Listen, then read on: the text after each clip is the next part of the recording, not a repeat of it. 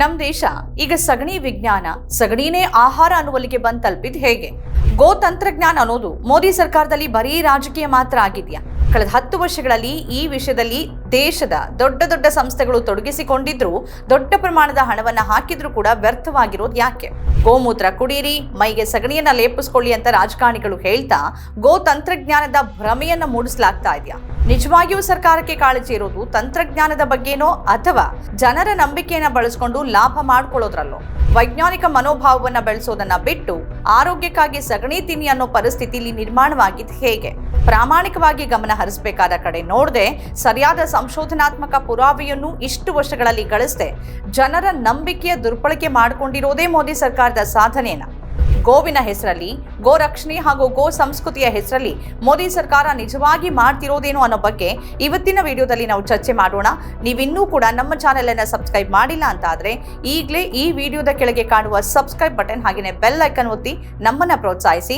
ಈ ವಿಡಿಯೋವನ್ನ ಕೊನೆಯವರೆಗೆ ನೋಡಿ, ನಿಮ್ಮ ಅಭಿಪ್ರಾಯವನ್ನ ಕೆಳಗೆ ಕಮೆಂಟ್ ಮಾಡಿ ಹಾಗೂ ಇದರ ಲಿಂಕ್ ಅನ್ನ ನಿಮ್ಮೆಲ್ಲ ಬಂಧು ಮಿತ್ರರಿಗೆ ವಾಟ್ಸ್ಆಪ್ ಮಾಡಿ. ಈಗ ಅಸಲಿ ವಿಚಾರಕ್ಕೆ ಬರೋಣ. ಕೆಲ ದಿನಗಳ ಹಿಂದೆ ವಾಣಿಜ್ಯ ಮತ್ತು ಕೈಗಾರಿಕಾ ಸಚಿವ ಪಿಯೂಷ್ ಗೋಯಲ್ ಅವರು ಗಂಭೀರ ಪ್ರಶ್ನೆಗಳನ್ನ ಎತ್ತಿದ್ರು. ನಾವು ಆಳವಾದ ತಂತ್ರಜ್ಞಾನದಲ್ಲಿ ಚೀನಾದೊಂದಿಗೆ ಸ್ಪರ್ಧೆ ಮಾಡೋಕೆ ಸಾಧ್ಯವಾಗತ್ತಾ? ಅಥವಾ ನಾವು 10 ನಿಮಿಷಗಳ ಫುಡ್ ಡೆಲಿವರಿ ಮತ್ತು ಐಸ್ ಕ್ರೀಮ್ ಸ್ಟಾರ್ಟ್ಅಪ್ಗಳಷ್ಟಕ್ಕೆ ತೃಪ್ತರಾಗ್ತೀವ? ಇದರ ಬೆನ್ನಲ್ಲೇ ಮತ್ತೊಂದು ಪ್ರಶ್ನೆ ಕೂಡ ಕಾಡಿತ್ತು. ಅದೇನು ಅಂತಂದ್ರೆ, ಕಳೆದ 1 ದಶಕದಲ್ಲಿ ನಮ್ಮ ಪ್ರಾಚೀನ ಬುದ್ಧಿವಂತಿಕೆಯ ಬಗ್ಗೆ ಸರ್ಕಾರ ಏನ್ ಮಾಡಿದೆ ಅನ್ನೋ ಪ್ರಶ್ನೆ. ಗೋಮೂತ್ರ ಕ್ಯಾನ್ಸರ್ ಅನ್ನ ಗುಣಪಡಿಸುತ್ತೆ, ನಾವು ವಿಕಿರಣದಿಂದ ಸುರಕ್ಷಿತರಾಗಲಿದ್ದೇವೆ ಅಂತೆಲ್ಲ ಹೇಳ್ಕೊಂಡು ಬರಲಾಗಿದೆ. ಆದರೆ 10 ವರ್ಷಗಳ ನಂತರ ಅಂತಹ ಪ್ರಾಚೀನ ತಂತ್ರಜ್ಞಾನದೊಂದಿಗೆ ನಾವು ಏನ್ ಮಾಡಿದೀವಿ? ಪೇಟೆಂಟ್ಗಳಿಲ್ಲ, ವಾಣಿಜ್ಯೀಕರಣ ಇಲ್ಲ, ಅಂತಾರಾಷ್ಟ್ರೀಯ ಯಶಸ್ಸು ಕೂಡ ಇಲ್ಲ. ಸರ್ಕಾರ ಬಹಳಷ್ಟು ಹಣವನ್ನ ಹೂಡಿಕೆ ಮಾಡಿದೆ, ಆದರೆ ಭಾರತದ ಗೋಬರ್ ಕ್ರಾಂತಿ ಅಥವಾ ಸಗಣಿ ಕ್ರಾಂತಿ ಎಲ್ಲಿದೆ? ಈ ನಡುವೆ ದೆಹಲಿಯಲ್ಲಿ ಏನಾಯ್ತು ಅನ್ನೋದನ್ನ ನಾವು ಗಮನಿಸಬೇಕು. ದೆಹಲಿ ವಿಶ್ವವಿದ್ಯಾನಿಲಯದ ಲಕ್ಷ್ಮೀಬಾಯಿ ಕಾಲೇಜಿನ ವಿದ್ಯಾರ್ಥಿಗಳು ತರಗತಿ ಕೋಣೆ ಹೀಟ್ ತಡೆಯಲಾಗದ ಬಗ್ಗೆ ದೂರು ನೀಡಿದ್ರು. ಪ್ರಿನ್ಸಿಪಾಲ್ರಾದ ಪ್ರತ್ಯೂಷ್ ವತ್ಸಲ ಅವರು ತರಗತಿಯ ಗೋಡೆ ಮೇಲೆ ದನದ ಸಗಣಿಯನ್ನ ಲೇಪಿಸಿದ್ರು. ಕೋಣೆಯನ್ನ ತಂಪಾಗಿರಿಸೋಕೆ ಹೀಗ್ ಮಾಡಿರೋದಾಗಿ ಅವರು ಅಧ್ಯಾಪಕರ ವಾಟ್ಸ್ಆಪ್ ಗ್ರೂಪ್ನಲ್ಲಿ ಸಂದೇಶ ಕಳಿಸಿದ್ರು. ಅವರು ಈ ವಿಡಿಯೋ ವೈರಲ್ ಆಗತ್ತೆ ಅಂತ ಊಹೆ ಮಾಡಿರ್ಲಿಲ್ಲ. ದೆಹಲಿ ಯೂನಿವರ್ಸಿಟಿ ಸ್ಟೂಡೆಂಟ್ ಯೂನಿಯನ್ ಸುಮ್ಮನೆ ಕೂರ್ಲಿಲ್ಲ. ವಿದ್ಯಾರ್ಥಿ ನಾಯಕನ ನೇತೃತ್ವದಲ್ಲಿ ಪ್ರಿನ್ಸಿಪಾಲ್ರ ಕೋಣೆಯ ಗೋಡೆಗೂ ಸಗಣಿಯನ್ನ ಬಳಿಯಲಾಯಿತು. ಹೀಗೆ ದೆಹಲಿಯ ಕಾಲೇಜೊಂದರಲ್ಲಿ ಸಗಣಿ ಕ್ರಾಂತಿ ಆಯಿತು. ದನದ ಸಗಣಿಯನ್ನ ಮಣ್ಣಿನೊಂದಿಗೆ ಬಳಸಿದ್ರೆ ಅದು ಕೋಣೆಯನ್ನ ತಂಪಾಗಿಸುತ್ತೆ ಅಂತ ನಮ್ಮಲ್ಲಿ ನಂಬಲಾಗತ್ತೆ. ದನದ ಸಗಣಿ ಶಾಖವನ್ನ ಕಡಿಮೆ ಮಾಡುತ್ತೆ ಅಂತ ಸಾಬೀತುಪಡಿಸೋಕೆ ಯಾವ ಸಂಶೋಧನೆ ಮಾಡಲಾಗಿದೆ? ಶತಮಾನಗಳಿಂದ ದನದ ಸಗಣಿಯನ್ನ ಗೋಡೆಗೆ ಲೇಪಿಸೋಕೆ ಮತ್ತು ನೆಲಹಾಸಿಗೆ ಬಳಸಲಾಗುತ್ತೆ. ಇದರಿಂದ ಜೇಡಿ ಮಣ್ಣಿನಿಂದ ಮಾಡಿದ ಮನೆಗಳು ಬೇಸಿಗೆಯಲ್ಲಿ ತಂಪಾಗಿರುತ್ತೆ ಮತ್ತು ಚಳಿಗಾಲದಲ್ಲಿ ಬೆಚ್ಚಗಿರುತ್ತೆ ಅಂತ ಹೇಳಲಾಗುತ್ತೆ. ಕೆಲವರು ಆಧುನಿಕ ಕಟ್ಟಡ ವಿಧಾನಗಳಲ್ಲಿ ಇದನ್ನ ಬಳಸೋಕೆ ಪ್ರಯತ್ನ ಮಾಡಿದ್ದಾರೆ. ಸಗಣಿ, ಜೇಡಿ ಮಣ್ಣು, ಬೇವಿನ ಎಲೆಗಳು, ಜಿಪ್ಸಮ್ ಇವನ್ನೆಲ್ಲ ಬಳಸಿ ಕಾಂಕ್ರೀಟ್ ಮಿಶ್ರಣ ತಯಾರಿಸಲಾಗುತ್ತೆ. ಆದರೆ ಈ ಪ್ರಯತ್ನಗಳು ವೈಯಕ್ತಿಕವೇ ಹೊರತು ಇದಕ್ಕೆ ವೈಜ್ಞಾನಿಕ ಪುರಾವೆಗಳಿಲ್ಲ. ಈ ಸಗಣಿ ವಿಜ್ಞಾನವನ್ನ ಇಷ್ಟೊಂದು ಪ್ರಚಾರ ಮಾಡುವ ಸರ್ಕಾರಕ್ಕೆ ಇದಕ್ಕಿಂತ ಹೆಚ್ಚಿನದನ್ನ ತೋರಿಸೋಕೆ ಏನೂ ಇಲ್ಲ. 10 ವರ್ಷಗಳ ನಂತರವೂ ನಮ್ಮಲ್ಲಿ ಸಗಣಿ ಬಳಸುವ ಮೂಲಕ ಶಾಖವನ್ನ ತಪ್ಪಿಸಬಹುದು ಅಂತ ಸಾಬೀತುಪಡಿಸೋಕೆ ಯಾವುದೇ ಅಧ್ಯಯನಗಳಿಲ್ಲ. ದನದ ಸಗಣಿ ಸಿಮೆಂಟ್ನಂತಹ ಸಾಮಗ್ರಿಯೊಂದಿಗೆ ಹೊಂದಿಕೆ ಆಗೋದಿಲ್ಲ ಮತ್ತು ಲೋಹದ ಮೇಲ್ಮೈನಲ್ಲಿ ಸಗಣಿ ಹಚ್ಚಿದ್ರೆ ತುಕ್ಕು ಹಿಡಿಯುತ್ತೆ.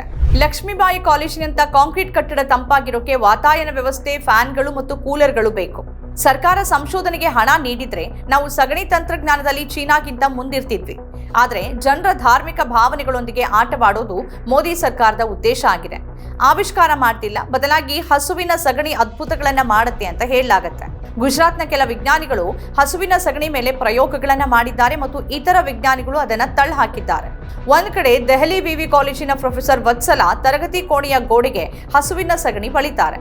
ಮತ್ತೊಂದು ಕಡೆ ಐಐಟಿ ಮದ್ರಾಸ್ ನಿರ್ದೇಶಕರು ಹಸುವಿನ ಮೂತ್ರದಲ್ಲಿ ಶಿಲೀಂಧ್ರ ವಿರೋಧಿ, ಬ್ಯಾಕ್ಟೀರಿಯಾ ವಿರೋಧಿ, ಉರಿಯೂತ ವಿರೋಧಿ ಅಂಶಗಳಿವೆ ಅಂತ ಹೇಳ್ತಾರೆ. ಅದು ಪ್ರತಿಷ್ಠಿತ ವೈಜ್ಞಾನಿಕ ನಿಯತಕಾಲಿಕೆಗಳಲ್ಲಿ ಪ್ರಕಟವಾಗಿದೆ. ಇಂತಹ ಅಧ್ಯಯನವನ್ನ ಅನೇಕ ಸಸ್ತನಿಗಳ ಮೇಲೆ ಮಾಡಲಾಗುತ್ತೆ. ಇದು ಕತ್ತೆಗಳಲ್ಲೂ ಕಂಡು ಬರುತ್ತೆ. ಹಾಗಂತ ಪ್ರಯೋಜನಕಾರಿ ಅಂತ ಅರ್ಥ ಅಲ್ಲ. ಮುಂಬೈನ Homi Bhabha centre for science education associate professor Aniket Sule bacteria ನಿರೋಧಕ ಅಂತಂದ್ರೆ ನಾವದನ್ನ ಸೇವಿಸಬೇಕು ಅಂತಲ್ಲ ಅಂತ ಹೇಳಿದ್ದಾರೆ. ಪ್ರಜ್ಞಾ ಠಾಕೂರ್, ಗುಜರಾತ್ನ ಶಂಕರ್ ಬಾಯ್ ವೇಗದ್, ಕೇಂದ್ರ ಸಚಿವ ಅಶ್ವಿನಿ ಚೌಬೆ ಅವರೆಲ್ಲರೂ ಕೂಡ ಗೋಮೂತ್ರ ಕ್ಯಾನ್ಸರ್ ಗುಣಪಡಿಸೋಕೆ ಸಹಾಯ ಮಾಡುತ್ತೆ ಅಂತ ಹೇಳ್ಕೊಂಡ್ರು. ಕಳೆದ ವರ್ಷ ಯುಪಿ ಸಚಿವ ಸಂಜಯ್ ಸಿಂಗ್ ಗಂಗ್ವಾರ್ ಅವರು ಗೋಶಾಲೆಯಲ್ಲಿ ಕೆಲಸ ಮಾಡೋದ್ರಿಂದ ಕ್ಯಾನ್ಸರ್ ಅನ್ನ ಗುಣಪಡಿಸಬಹುದು ಮತ್ತು ಹಸುವಿನ ಬೆನ್ನು ತಟ್ಟೋದ್ರಿಂದ ಬಿಪಿ ಕಡಿಮೆ ಆಗುತ್ತೆ ಅಂತ ಹೇಳಿದ್ರು. ಹರಿಯಾಣದ ವೈದ್ಯನೊಬ್ಬ ಸ್ವತಃ ಸಗಣಿ ಎತ್ತಿ ತಿಂದು ನೀವು ತಿನ್ನಿ ಅಂತ ಜನರಿಗೆ ಕರೆ ಕೊಡ್ತಾನೆ. ಅತ್ಯುತ್ತಮ ಆರೋಗ್ಯಕ್ಕಾಗಿ ಸಗಣಿ ತಿನ್ನಿ, ಮಹಿಳೆಯರು ಸಗಣಿ ತಿಂದ್ರೆ ನಾರ್ಮಲ್ ಡೆಲಿವರಿ ಆಗುತ್ತೆ, ಶಸ್ತ್ರಚಿಕಿತ್ಸೆಯ ಅಗತ್ಯ ಬೀಳೋದೇ ಇಲ್ಲ ಅಂತ ಹೇಳ್ತಾನೆ. 2016ರಿಂದ ಆಯುಷ್ ಸಚಿವಾಲಯ ಗೋಮೂತ್ರದ ಕ್ಯಾನ್ಸರ್ ವಿರೋಧಿ ಗುಣಲಕ್ಷಣಗಳ ಬಗ್ಗೆ ತನಿಖೆ ನಡೆಸ್ತಾ ಇದೆ. 2018ರಲ್ಲಿ ಜುನಾಗಢ ಕೃಷಿ ವಿಶ್ವವಿದ್ಯಾನಿಲಯ ಕ್ಯಾನ್ಸರ್ ಕೋಶಗಳನ್ನ ಕೊಲ್ಲೋಕೆ ಗೋಮೂತ್ರ ಬಳಸಲಾಗಿದೆ ಅಂತ ಹೇಳ್ಕೊಂಡಿದೆ. ಆದರೆ ಪುರಾವೆಗಳನ್ನ ಹುಡುಕಿದಾಗ ಏನೂ ಕಾಣಲಿಲ್ಲ. ಕಳೆದ 6 ವರ್ಷಗಳಲ್ಲಿ ಜುನಾಗಢದಲ್ಲಿ ಕ್ಯಾನ್ಸರ್ ಸಂಶೋಧನೆಯಲ್ಲಿ ಯಾವುದೇ ಪ್ರಗತಿ ಕಂಡು ಬಂದಿಲ್ಲ.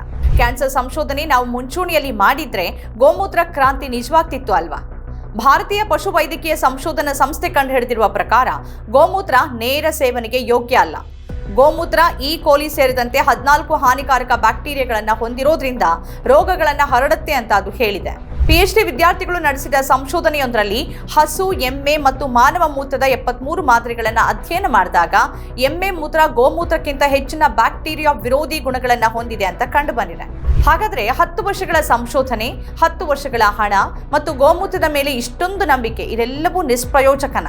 ಜನರ ನಂಬಿಕೆಯನ್ನು ಬಳಸುವ ರಾಜಕೀಯ ಇರುವಲ್ಲಿ ವಿಜ್ಞಾನ ಯಾರಿಗೆ ಬೇಕಾಗಿದೆ?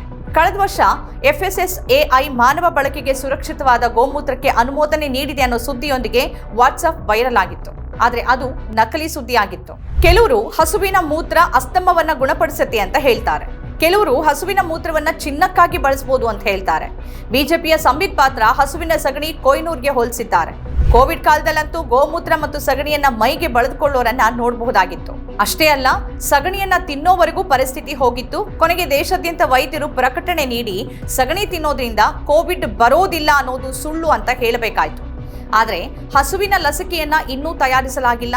ಇದನ್ನ ತಯಾರಿಸಿದ್ರೆ ಭಾರತ ಚೀನಾವನ್ನ ಸೋಲಿಸುವ ಮೊದಲ ದೇಶ ಆಗ್ತಿತ್ತಲ್ವಾ? ಭಾರತ ಫುಡ್ ಡೆಲಿವರಿ, ಬೆಟ್ಟಿಂಗ್ ಮತ್ತು ಫ್ಯಾಂಟಸಿ ಕ್ರೀಡೆಗಳ ಮೇಲೆ ಕೇಂದ್ರೀಕರಿಸಿದ್ರೆ ಚೀನಾ ಇವಿ, ಬ್ಯಾಟರಿ ತಂತ್ರಜ್ಞಾನ, ಸೆಮಿಕಂಡಕ್ಟರ್, AI ಮೇಲೆ ಕೆಲಸ ಮಾಡ್ತಿದೆ ಅಂತ ಪಿಯೂಷ್ ಗೋಯಲ್ ಹೇಳಿದ್ದಾರೆ. ಆದರೆ ಭಾರತ ಸರ್ಕಾರ ವರ್ಷಗಳಿಂದ ಗೋಮೂತ್ರದಿಂದ ಶಾಂಪೂ, ಎಣ್ಣೆ, ಕ್ಯಾನ್ಸರ್ ಔಷಧಿಗಳನ್ನು ಉತ್ಪಾದಿಸೋಕೆ ಪ್ರಯತ್ನ ಪಡ್ತಾ ಇದೆ. ವೈಜ್ಞಾನಿಕ ಮತ್ತು ಕೈಗಾರಿಕಾ ಸಂಶೋಧನಾ ಇಲಾಖೆ, ವೈಜ್ಞಾನಿಕ ಮತ್ತು ಕೈಗಾರಿಕಾ ಸಂಶೋಧನಾ ಮಂಡಳಿ, ಆಯುಷ್ ಸಚಿವಾಲಯ, ಹೊಸ ಮತ್ತು ನವೀಕರಿಸಬಹುದಾದ ಇಂಧನ ಸಚಿವಾಲಯ, ಭಾರತೀಯ ಕೃಷಿ ಸಂಶೋಧನಾ ಮಂಡಳಿ ಮತ್ತು ಭಾರತೀಯ ವೈದ್ಯಕೀಯ ಸಂಶೋಧನಾ ಮಂಡಳಿ ಕೂಡ ಇದರಲ್ಲಿ ಭಾಗಿಯಾಗಿವೆ. ಇದರಲ್ಲಿ ದೊಡ್ಡ ಪ್ರಮಾಣದ ಹೂಡಿಕೆಯನ್ನ ಗೋ ಉತ್ಪನ್ನಗಳಲ್ಲಿ ಮಾಡಲಾಗಿದೆ. IIT ದೆಹಲಿ ಕೂಡ ಇದರಲ್ಲಿ ಭಾಗಿಯಾಗಿದೆ. ಗೋಮೂತ್ರ ಮತ್ತು ಹಾಲಿನ ಪ್ರಯೋಜನಗಳನ್ನು ಅಧ್ಯಯನ ಮಾಡೋಕೆ ಭಾರತದ ಅತ್ಯಂತ ಪ್ರಸಿದ್ಧ ಸಂಸ್ಥೆಯಾದ IIT ದೆಹಲಿಗೆ 50 ಪ್ರಸ್ತಾವನೆಗಳನ್ನು ಕಳಿಸಲಾಯಿತು. ಸರ್ಕಾರ ನಿಜವಾದ ತಂತ್ರಜ್ಞಾನದ ಮೇಲೆ ಅಷ್ಟೊಂದು ಗಮನ ಹರಿಸಿದ್ರೆ ನಾವು ಚೀನಾಗೆ ಸಮಾನವಾಗಬಹುದಾಗಿತ್ತು. ಇಷ್ಟಾದ ಮೇಲೂ ನಾವು ಏನನ್ನ ಸಾಧಿಸಿದೀವಿ? ಜಪಾನ್ನ ಒಂದು ಸ್ಟಾರ್ಟ್ಅಪ್ ಮೀಥೇನ್ನಿಂದ ಚಲಿಸುವ ರಾಕೆಟ್ ಎಂಜಿನ್ ಅನ್ನು ಅಭಿವೃದ್ಧಿಪಡಿಸಿತು. ಸ್ಕಾಟ್ಲೆಂಡ್ ಗ್ರಾಮೀಣ ಕಾಲೇಜು, ಬ್ರಿಸ್ಟಲ್ ವಿಶ್ವವಿದ್ಯಾನಿಲಯ ಮತ್ತು ಎಡಿನ್ಬರ್ಗ್ ವಿಶ್ವವಿದ್ಯಾನಿಲಯಗಳು ಗೋವಿನ ಸಗಣಿಯಿಂದ ಹೆಚ್ಚಿನ ಮೌಲ್ಯದ ಗೊಬ್ಬರವನ್ನು ಉತ್ಪಾದಿಸುವ ಬಗ್ಗೆ ಅಧ್ಯಯನ ಮಾಡಿದ್ವು.